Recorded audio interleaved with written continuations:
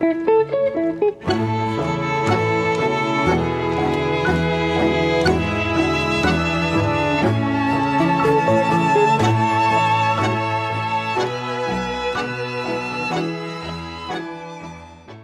a while back, I posted this episode about what we as tango dancers, social tango dancers, need to know about the music, how to make sense of the music that we're listening to, how to interpret it, what is relevant for us to know. And this episode had an amazing response. I got so much great feedback about it. But one thing became really clear is that most of you needed more help and more guidance. And I get it. I feel like musicality was this really obscure, confusing thing for me for a long time. And it's hard to do it alone. It's hard to, a lot of times, make sense of these things by yourself.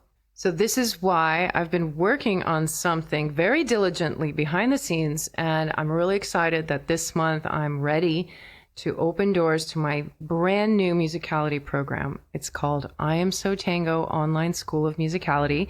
And it's a space that gives you access to all of my courses and my webinars, basically everything you need to make sense of this whole musicality thing, but with my help and my guidance. In this episode, you're going to get some solid steps that you can get started with on your own. But if at the end you really do feel overwhelmed and you feel like you need a little bit more guidance and a bit more help, then perhaps this musicality program just might be for you. So I invite you to check out the link in the show notes. The enrollment for this program ends on August 31st. So check it out and let me know if you have any questions. Enjoy. Tango as a dance exists as a byproduct of the music. The dance arose in response to the music. So tango music is really the birthing place of the dance. And if there is such a thing as authentic tango, I do think that the music is where it would most fully exist. So if the music is so important, I thought I would do an episode on what is it exactly that's important for us to know as dancers about the music. Because of course you'll hear this sentiment a lot from teachers who emphasize musicality and other dancers who talk about the importance of expressing the music versus focusing on vocabulary. We all know in our minds that music is important, but I find that a lot of people don't realize what they really need to know versus what's cool to know. You know, there's different things about the music that are just cool to know, like what year something was written or who was the poet that composed the certain lyrics of this particular song, or where exactly the geographical location of the street is that this one song talks about. Like, those are cool things to know, but you don't have to know them as a dancer. But there are some things about the music that you really have to know. And I was reminded of that this weekend, this past weekend, when I was dancing at a tango event, and I ended up having this fun discussion about how I learned to recognize orchestras. And recognizing orchestras and knowing the orchestra that's playing, recognizing it by ear, to me has been the most important skill that I developed to help my dance progress. And here is where I'm sure some people who are listening are going, oh, well, never mind. That's just not for me. I could never learn to recognize orchestras. I'm just not, I don't have it in me. I don't have the ability to recognize. That's too sophisticated. And most people that I talk to feel that way who start tango. But I was just like that. When I first started tango, I didn't actually like tango music. And It all sounded the same to me. I didn't hear any differences. And when I actually first was spending time listening to the music, it was really difficult for me to listen to it for a long time. I could only handle about 15 to 20 minutes, and then I had to turn it off because it was so fatiguing for my mind. And even now, when I, from time to time, will have interactions with dancers outside of tango that are from swing dance or salsa who'd never heard traditional tango music, and I play something for them, and the look on their face is just so interesting because to them it sounds so different and so strange. When I teach raw beginners, I've noticed one of my biggest challenges as a teacher at first is just to get people to hear the beat. So don't feel bad if you feel overwhelmed at the idea of learning to recognize orchestras, because most people start out very much in the same place. And it's not really that ultimately that complex, but it does require a little bit of a process, which I will share with you my process that you will be able to apply right away at the Milonga. And if you apply my process, I think within a few months, you'll notice that you will be able to recognize at least half of the music that gets played at the Milonga, because ultimately it's the same music over and over again. Whatever event you go to, wherever you travel, you will hear a lot of the same music. So it's not as much music as you think that you have to memorize. Now, I said there were several things about the music that you need to know, and the recognizing orchestras is definitely the big one. That's like, I think it's such an important aspect of developing as a dancer, and it doesn't really get talked about very much. I know a lot of very seasoned dancers who don't recognize orchestras. I know a lot of DJs who, when they dance, they can't recognize orchestras very readily. So why am I making such a big deal out of it? You can dance without it, absolutely. I don't want to say that it's the one thing that will completely change your dance. There are other things that really help with your dance in terms of technique and embrace. But I find that at the level that I really love dancing at, consistently, what I go after and the kinds of dancers that I end up really enjoying dancing with are the dancers who know the music. They know which orchestra is playing. And I can feel in their body that they know it. They know the song.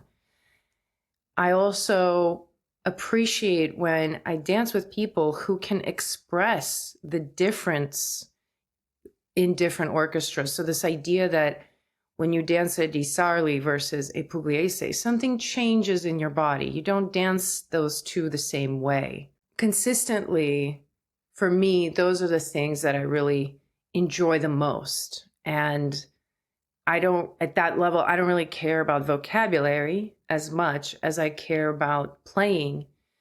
And to me, I always use this metaphor of like getting to jam with somebody on, when you think of musicians getting together, jazz musicians, let's say, and there's this play going on between them. If you watch jazz musicians sort of improvise against each other, you'll have one musician propose an idea and then the other one kind of picks up and elaborates. And that's how it becomes between dancers when both dancers really know what they're dancing to. So no, it's not a requirement. And especially when it comes to following, as a follower, you can actually go really, really far without knowing the orchestras, without knowing the music. And you can develop as a really good follower, which this is what I did. I danced for I don't know, maybe 7, 8 years without really knowing the music, not knowing the orchestras, but I could feel the music. And I know a lot of followers, if you're listening, those of you who follow, I know a lot of you really feel the music. You can hear it, you can hum it, you can dream it, you remember it. And so I'll hear this a lot from followers like, oh, I know the song, I just don't know the name of the orchestra. That's a very common sentiment I hear. And so we feel this music, but there's this difference between feeling it inside and actually learning how to show it. For me, when I started leading, that's when I actually started really paying attention to the music, because I realized there's this next level of dancing. There's this dancing that's sort of reactive to me, where it's like, you don't know the song, you're just there, you're a follower, it doesn't matter, you're just going to close your eyes and you're going to react. And you're going to be in this total present state, which is a beautiful, beautiful state. I love that. And it's that state when you open your eyes and somebody asks you what you just did, and you're like, I have no idea. Where was I? So it's great. But then the next state, I feel like the next level of exploration for dancers is when you're sort of turned on to the fact that you're dancing to a particular song with a very specific character and personality. And there is no other song like that out there. And you will never dance it this way ever again, because this moment in time will never come. And how are you going to dance this differently? How are you going to express those side steps? Even just a simple side step, expressing it in a way that really shows that it is Di Sarli versus D'Arienzo versus Troilo. That's the level of exploration that I really love being at. This is kind of why I love to dance with different people, and I love to dance these songs over and over again. Now, when you're thinking about this idea of dancing the different tones and characters of tango songs, you also have to realize that there's levels of complexity within the music. And this is where knowing your orchestras really helps, because it orients you to what's really going on. I find that when people don't know the music, a lot of times dancers are susceptible to either feeling great or bad about their dancing without really knowing why. So an example would be somebody who's just like, oh, I'm really dancing really poorly today. I don't know what's going on. My balance is off. I feel really bad. And then, a lot of times they'll be like, no, you're dancing fine. It's just the music. You don't like the music. That's what I realized with myself. I actually, at this event that I went to, I kept track of all the tandas that I danced. So I actually did a post about this. I ended up dancing 58 tandas total over the 3 days, which is about 11 and a half hours. Kind of impressive. I was like, wow, that's a lot of dancing. And I looked at each day, how much I danced. And it was very clear that there was one day that I did not like the music. Most days, most of the events, it would be kind of either split, like I would dance 8 or so tandas and I would sit out 7 or something like that. Sometimes it was a little bit bigger split, like I would dance 9 and sit out 5.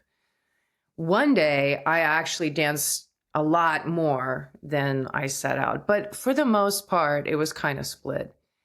But the day that I didn't dance as much, I actually set out more than I danced. And I actually did an analysis of like what was played. And I looked at the orchestras, and it was very clear to me that I did not like that music. And so to me, I did not place a lot of weight on the fact that I wasn't dancing well and I wasn't enjoying my tandas very well, because I was like, this is just not my music. This DJ does not jive with my sense of musicality. And that's okay. You actually learn to accept that too. You'll always have DJs that sort of resonate with your vibe and other DJs that don't. And it's a great thing to know because, yeah, there are totally DJs that I will not go to a milonga when I hear that they're DJing because their style of DJing is just not something I like. So I know that it's not going to be something I enjoy the same way. I might go for other reasons, but that's like a huge reason for me to attend or not to attend. So sometimes it helps to know the music just so you orient yourself where you're at. And some of the music is very, very simple, and some of the music really complex. So this is one of those like musicality tidbits that I think would be really helpful for everyone to know right off the bat. Music, tango music that we dance to primarily at this point spans between roughly 1930s to end of the 50s. Like that's kind of the span of what's called the classical canon, or what I would say, the classical canon of tango that you dance most of the time. Now, there's more contemporary orchestras showing up in the rotation, but for the most part, it's going to be this block of time. And the earlier the music is, the closer to 1930, maybe late 20s, the simpler it's going to be. And it's going to have a really, really nice, consistent beat. So when we're thinking about our level, and let's say you're a beginner leader, or you're just not very confident on the dance floor, identifying music that has a very strong, consistent beat that you can anchor to will help you feel better as a dancer. So music that belongs to that time period, late 20s, early 30s, some late 30s too, usually will be a little bit slower. It will have a nice solid beat that you can follow. Music that then develops from there, we're entering into the 30s and 40s, will be more complex. It'll be faster. Some of it will be faster. And then it gets more and more complex in these other ways.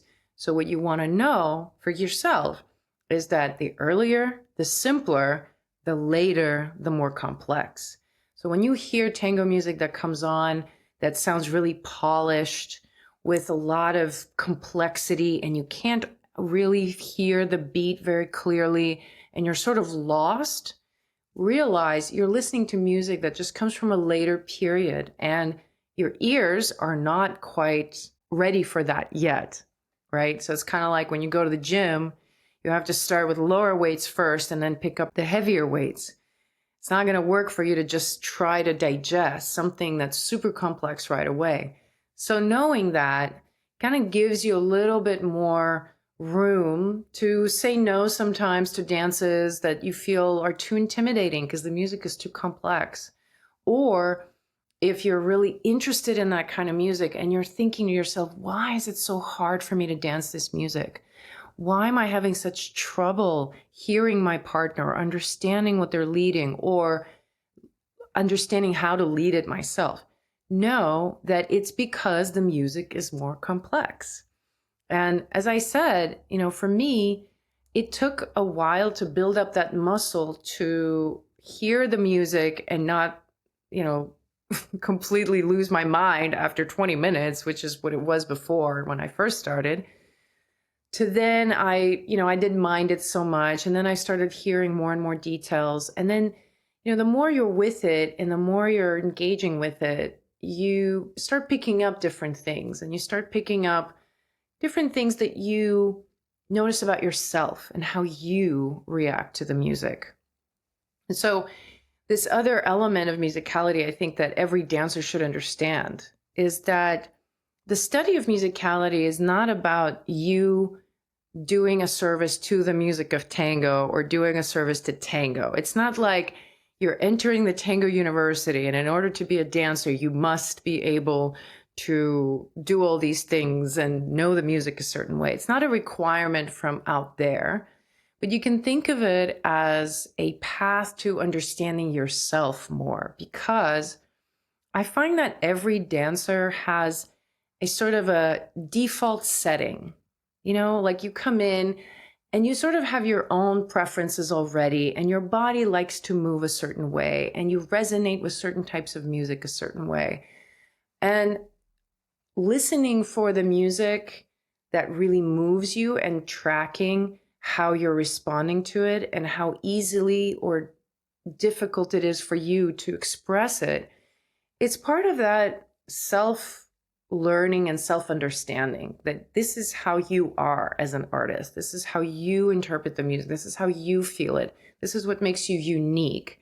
And those are the things that other dancers are going to be really appreciating about you. So in my case, I have a roster of people for different types of orchestras in my mind that I seek out specifically because I know that they like that orchestra a lot. And I really love dancing with someone that I can tell really loves the music that they're dancing to. It's very obvious in their body. It's like their body can't contain all the excitement and wants to show all these things. And that's kind of how I am. If you ever dance with me on a Troilo or a D'Arienzo, you'll feel somewhat challenged perhaps because I just can't handle all the awesome detail in those songs. So it's a really fun experience. It can be a really fun experience to get to know what kind of music you like and what kind of music you don't. And to me, the music I don't like is just as important as music I do like. You have to have the contrast. Like life, everything exists in opposition, you know? And if you want to know what my ultimate orchestra that I don't like dancing to, the orchestra that will like make me put my shoes on and leave, to me, is Tango by DeAngelis. Okay, I said it. I don't like DeAngelis tango. I love DeAngelis valses, but if I hear a DeAngelis tango coming on and those vocals, I just leave. And to other people, they have other types of orchestras that they don't like and other orchestras that they love that make them put their shoes back on. And when you're in the know about it, when you kind of know what people mean when they throw these names around, you're kind of in on the game. And it's not like you have to participate in this part of the game. It's okay to just go and dance and enjoy yourself. But, you know, sometimes for some of us, a little bit nerdy people, a little bit geeky, we like to learn and we're curious. This kind of level of understanding it can be pretty fun. And I liken it to sports games. You know, if you think of baseball, which is the most confusing game in the world to me, I don't understand it. And you're there and you're listening to all of this communication and people are clapping for different things. And I'm kind of like, why? What's going on? What is happening? So you're sort of feeling this outsider vibe, right? That's kind of how it can be with tango music, right? You walk in, you step in a conversation with a couple of DJs and they're talking about all these things with tango music and years and orchestras. And it feels isolating. It feels a little bit like they're being, you know, a little snobby or whatever. This is kind of how I felt. I ended up getting caught up in lots of conversations among DJs. And most of the time I just sat there in silence and while they pontificated about certain versions of different songs.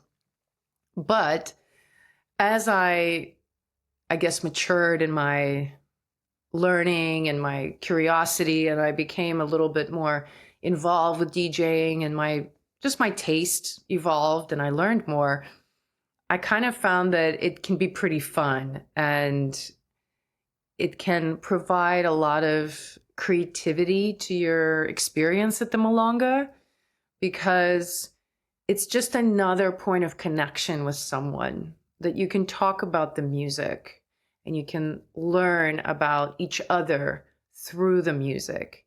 So if you point out that some valse or some tango is your favorite because you danced it with this one person on the coast of Cuba in 1986, you know, that's like a really rich detail that can be a point of departure for other conversations. And I really love collecting those little stories from people. Now, if you're feeling sort of lost as to how to even start to do that, and you're wondering if you have the ability to recognize orchestras and actually have that level of understanding of the music, I want to give you a few reassuring thoughts. One is that tango music, like all music, I think of it as a force. It's sort of a molding force to your brain. Our brains really like music. They like repetition.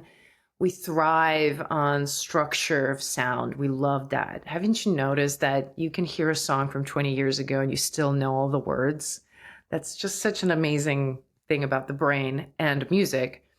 So you definitely have the hardware to do this, and you already are doing it, even at the level of just basic hearing of the rhythm.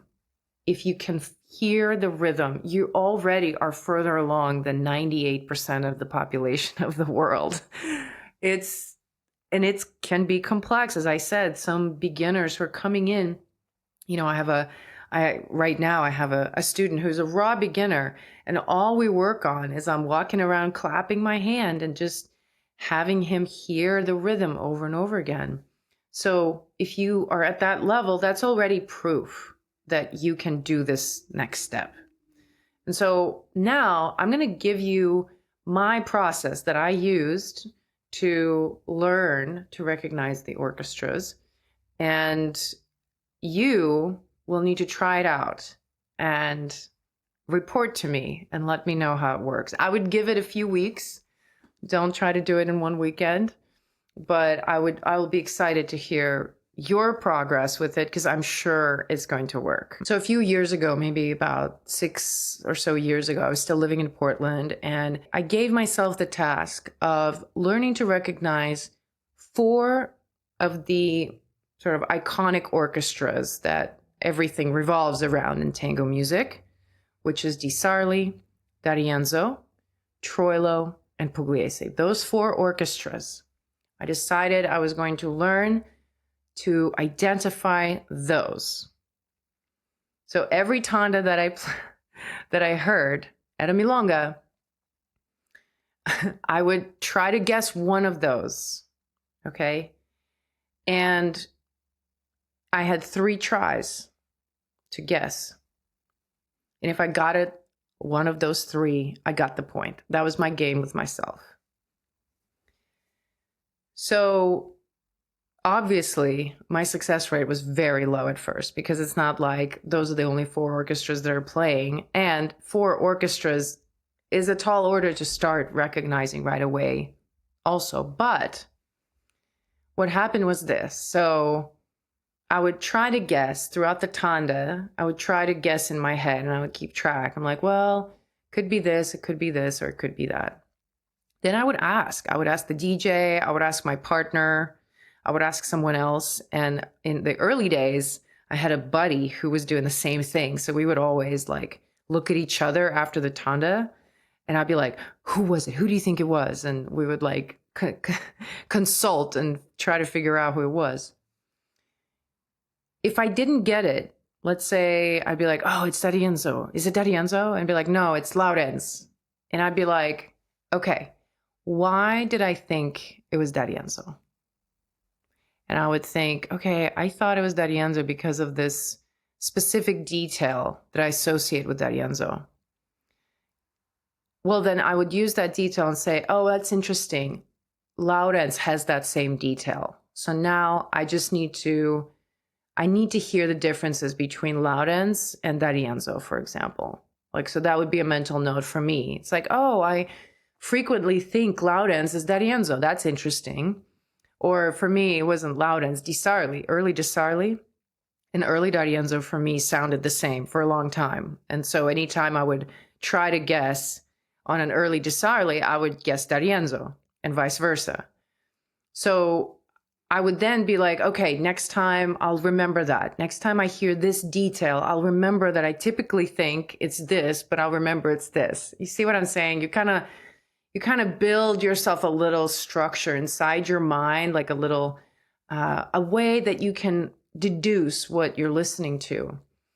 And you always win. That's the point of the game, is that you always win. You either win on the guessing game. So if you actually guess it correctly, you get the point.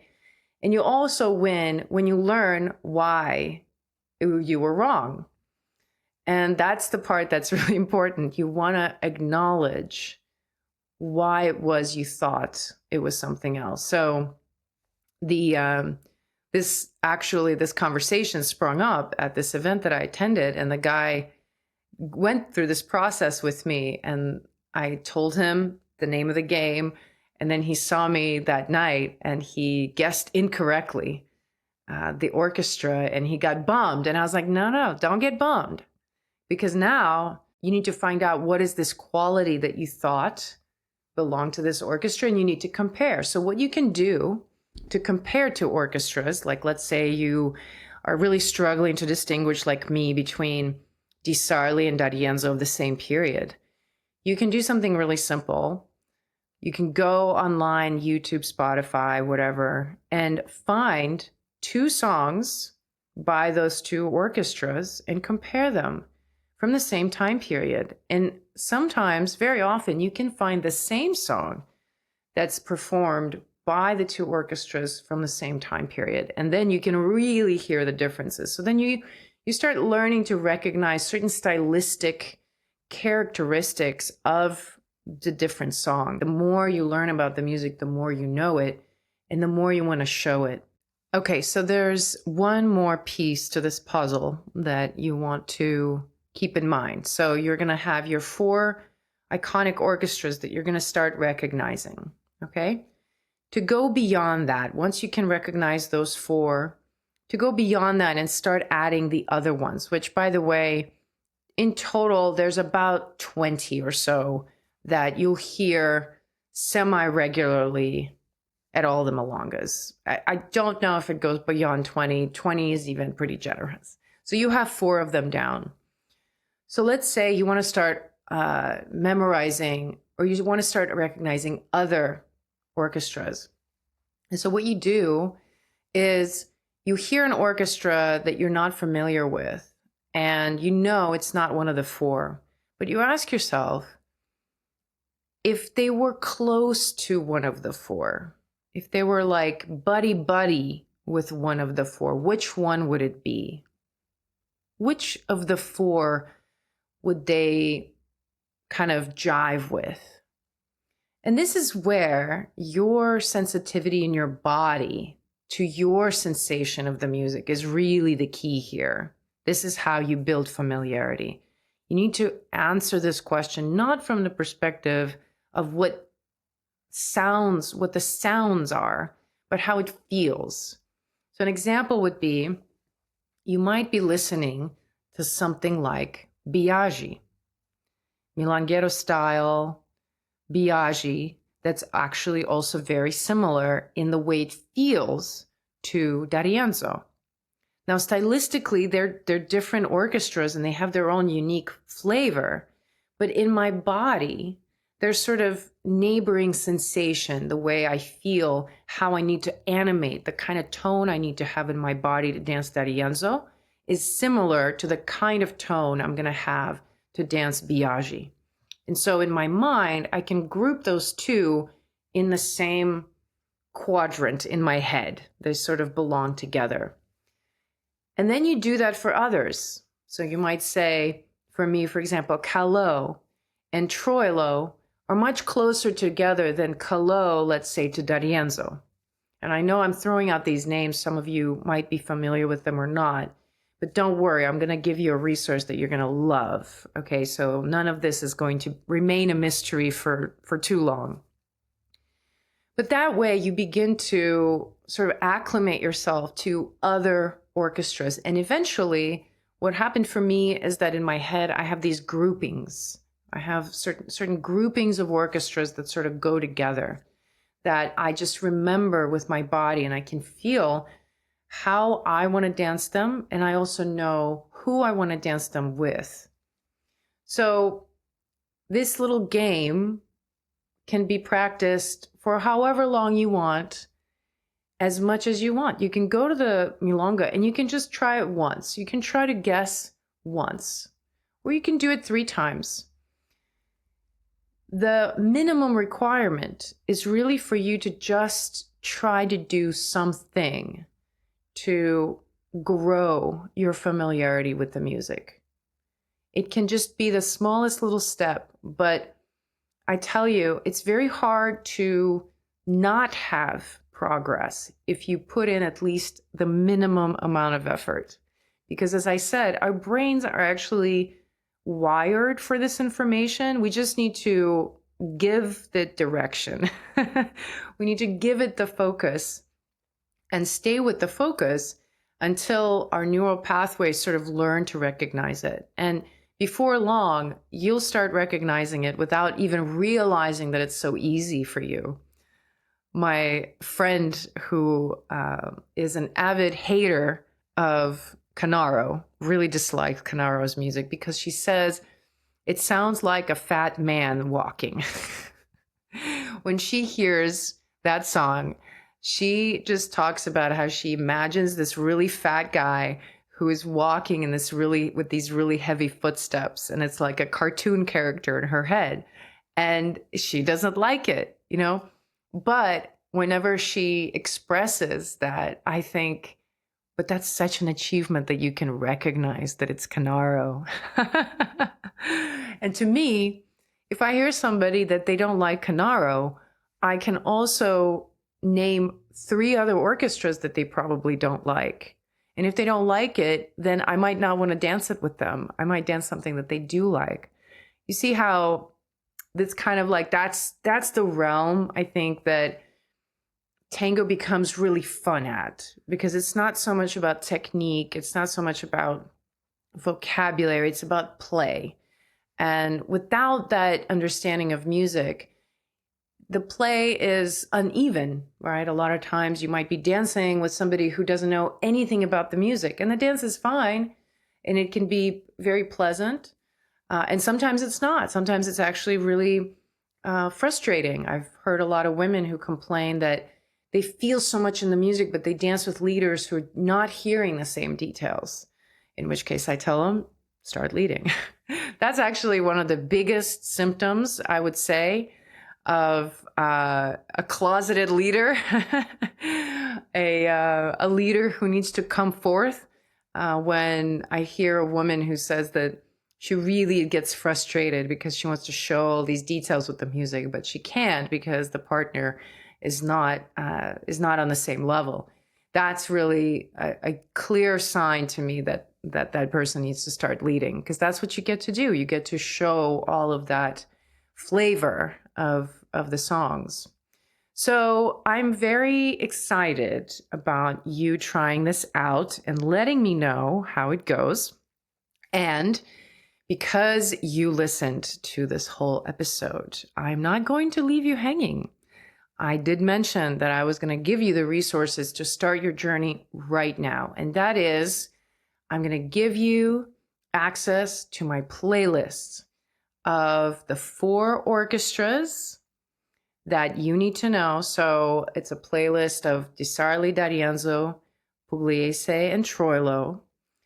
These are playlists on Spotify. Okay, so you will have to have a Spotify account, either the free one or the paid one. So that's one playlist that you will have access to. And then the other playlist is a sampling of all of the main orchestras that get played at the Milonga. So like 24 or so. Some of them you get to hear rarely. Some of them you get to hear a lot. But it's just a quick sampling of a song by each orchestra to serve you as like kind of a starting point. And then you can click on each individual song and then follow through and go to that orchestra and do a further exploration. So those 2 playlists you have access to through a link in the show notes below. So go ahead and check it out. And also, if you haven't already, please make sure you join my private Facebook group. I would love to have you in there. The link to that is also in the show notes. And we will continue our banter next week. Until then,